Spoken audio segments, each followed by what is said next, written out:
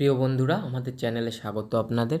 কয়েকদিন আগে আমি আমার এক বন্ধুর সঙ্গে শিয়ালদা স্টেশন থেকে ক্যানিং হয়ে ঝড়খালির শেষ প্রান্তে গিয়েছিলাম। আপনারা অনেকে সেই ভিডিও দেখেছেন। আজ আমি বর্ণনা করব যাত্রাপথে এক ব্যক্তির সঙ্গে আলাপচারিতা নিয়ে। ভদ্রলোকের সঙ্গে পরিচয় ক্যানিং থেকে ঝড়খালি যাওয়ার পথে ম্যাজিক গাড়িতে করে যখন যাচ্ছিলাম তখন ওনার সঙ্গে আমাদের আলাপচারিতা হয়। ভদ্রলোক একজন ফরেস্ট অফিসার এবং আমাদের যেতেও প্রায় 2 ঘন্টা মতো সময় লাগে। সেই কারণে তার সঙ্গে গাড়িতে বসেই অনেক কথাবার্তা আলোচনা হয়েছিল। তো তার কাছ থেকে আমরা সুন্দরবন সম্পর্কে, জঙ্গল সম্পর্কে এবং এখানকার জীবজন্তু, প্রকৃতি এবং যারা ট্যুরিস্ট আসেন তাদের সম্পর্কে অনেক কিছু জানতে পারলাম। উনি আমাদেরকে ওনার মোবাইল থেকে ভিডিও দেখালেন যে উনি কীভাবে বাঘ রেস্কিউ করেছেন ওনার টিমের সঙ্গে মিলে, এবং বাঘ রেস্কিউ করা এবং তাদেরকে আবার জঙ্গলে ছেড়ে দেওয়া, সেই সম্পর্কে অনেক বিস্তারিত আমরা জানতে পারলাম। উনি সুন্দরবনে আসা ট্যুরিস্টদের কী কী করা উচিত এবং কী কী করা উচিত নয় সেই সম্পর্কে অনেক কিছু আমাদের বললেন। পশু পাখিদের ভালোর জন্য যেটা করা উচিত, যে তাদেরকে ঘন ঘন বিরক্ত না করা। অনেক ট্যুরিস্ট অতি উৎসাহী হয়ে যেটা করেন, লঞ্চে ঘুরতে বেরিয়ে লঞ্চ থেকে যদি সাধারণত কুমির দেখতে পাওয়া যায় খুব বেশি, বাঘের দেখা খুব কম মেলে। তো কুমিরগুলোকে বিভিন্ন সময় যে কীভাবে বিরক্ত করে সাধারণ মানুষ বোতল ছুঁড়ে, ঢিল ছুঁড়ে তাকে বিরক্ত করা হয় সেই সম্পর্কে বললেন।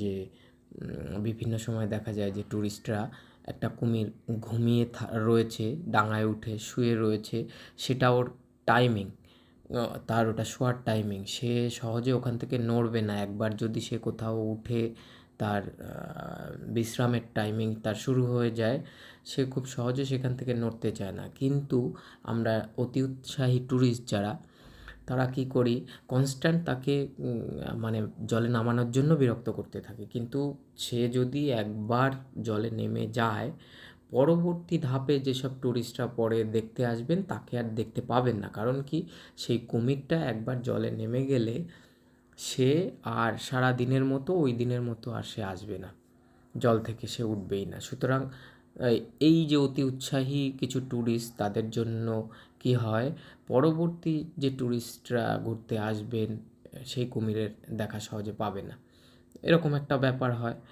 আর বাঘের যে ব্যাপারটা উনি বললেন, যে বাঘের দেখা পাওয়াটা অনেক ভাগ্যের ব্যাপার। কেউ হয়তো প্রথমবার ঘুরতে এসেও বাঘের দেখা পেয়ে যেতে পারে, আবার কেউ দেখা যাচ্ছে যে বহুদিন ধরে বছর বছর প্রত্যেক বছর আসছেন সুন্দরবন ট্যুরে, কিন্তু সে বাঘের দেখা নাও পেতে পারে। এটা সম্পূর্ণরূপে ভাগ্যের উপরে নির্ভরশীল, যে সেই বাঘ কখন কাছাকাছি, লোকালয়ের কাছাকাছি আসবে, কিংবা জল খেতে আসবে, কিছুটা আপনি লঞ্চ থেকে তাকে দেখতে পাবেন, সেটা অনেকটা ভাগ্যের উপরে নির্ভরশীল। উনি আমাদেরকে বললেন যে বাঘকে কীভাবে খাঁচায় বন্দি করা হয়, আর চাইলেই ওনারা ট্রাঙ্কুলাইজার ইউজ করে অজ্ঞান করতে পারেন না। যখন সেটা এক্সট্রিম পর্যায়ে চলে যায়, যে কোনোভাবেই 3-4 দিন, 5 দিন, 7 দিন ধরে চেষ্টা করেও বাঘকে কোনোভাবে বাগে আনা যাচ্ছে না, লোকালয়ে খুব ক্ষয়ক্ষতি করতে পারে, সেই সময় প্রচুর পারমিশন পাওয়ার পরে তবে গিয়ে তারা ট্রাঙ্কুলাইজার ইউজ করতে পারেন। নতুবা তাদেরকে যে নর্মাল পদ্ধতি আছে খাঁচায় বন্দি করার, সেইভাবে মাংসের প্রলোভন দেখিয়ে কায়দা করে তাদেরকে খাঁচায় বন্দি করা হয় এবং লঞ্চে করে নিয়ে গিয়ে তাকে আবার সেই জঙ্গলে ছেড়ে দেওয়া হয়। ঠিক মানে জলের মধ্যেই দেখা যায় তাকে ছেড়ে দেওয়া হয়। সেই ভিডিও উনি আমাদেরকে দেখালেন, যে 10-15 দিন আগে একটি বাঘকে ওনারা রেস্কিউ করেছিলেন কীভাবে, সেটা দেখালেন। এছাড়া উনি ট্যুরিস্টদের ব্যাপারে বেশ কিছু ইনফরমেশান দিলেন।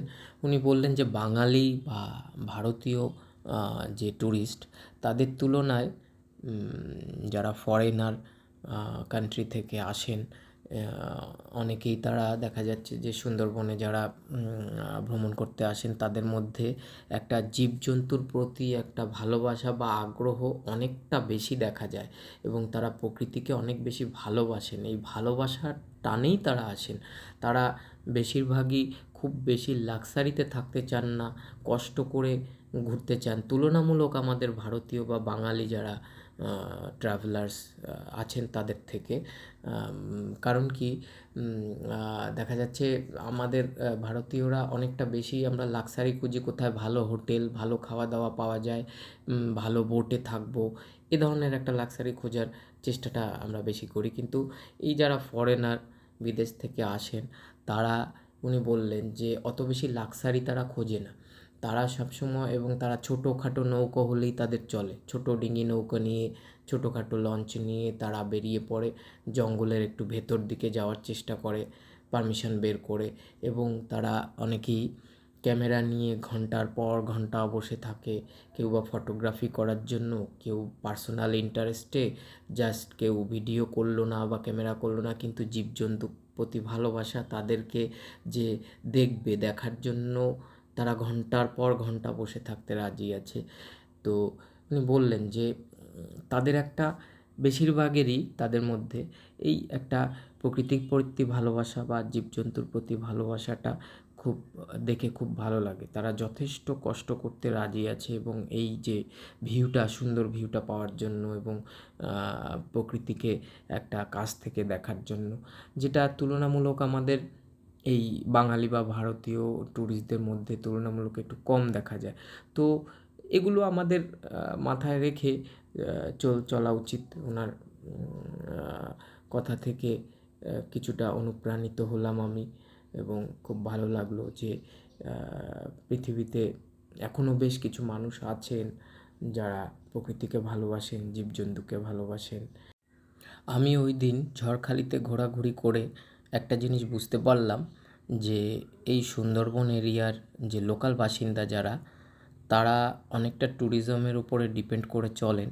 তো এখানে ট্যুরিজমটা হওয়াটা খুব দরকার, ট্যুরিজমের গ্রোথ হওয়াটা, আরও বেশি গ্রোথ হওয়াটা খুব দরকার। তাহলে এখানকার যারা স্থানীয় বাসিন্দা তাদের অনেকটা ডেভেলপমেন্ট হয়।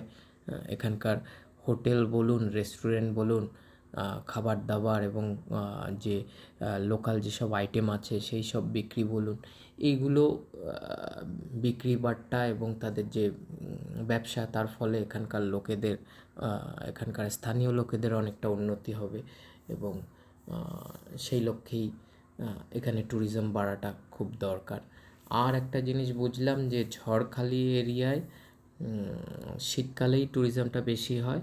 অন্যদিকে গোসাবার দিক থেকে যে ট্যুরগুলো হয় লঞ্চে করে, সোনাখালি ঘাট বা গদখালি ঘাট থেকে যে ট্যুরগুলো হয় সেগুলো শীতকালে তো হয়ই, কিন্তু ইলিশ উৎসবটায় এখন বর্তমানে অনেক বেশি ট্যুরিস্ট আসছেন। আর ঝড়খালির সাইডটাতে শীতকালটাতেই বেশি হয়।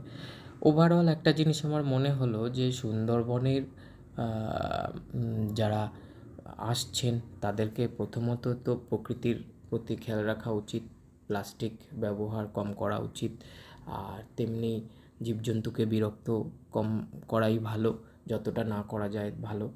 আর আপনারা যারা আসবেন প্রকৃতিকে ভালোবেসে আসলে সেটা প্রকৃতির জন্যও ভালো আর সমস্ত জীবজগতের জন্যও ভালো। আর এখানে ট্যুরিজম বৃদ্ধি পাওয়াটা খুব দরকার এখানকার স্থানীয় লোকেদের জন্য। সুতরাং আপনারা সবাই সুন্দরবনে আসুন এবং এখানকার প্রকৃতিকে উপভোগ করুন।